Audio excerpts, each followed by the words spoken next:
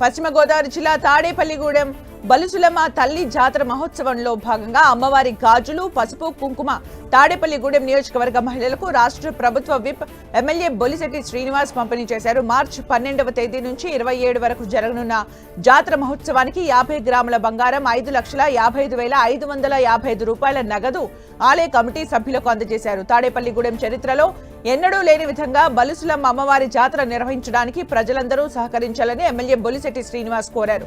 అమ్మవారి దయతో తాడేపల్లిగూడెం ప్రజలు ఆయురారోగ్యాలతో ఉండాలని ఆకాంక్షించారు.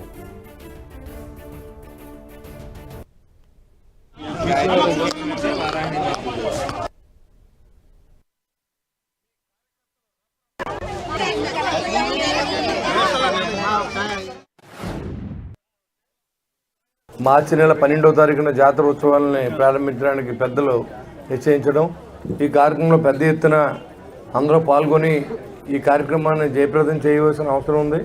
ఎందుకంటే జాతర జరిగిన తర్వాత తాడేపల్లిగూడెం పట్టణ పరిస్థితి ఎంత మారిందో కూడా మీరు చూశారు.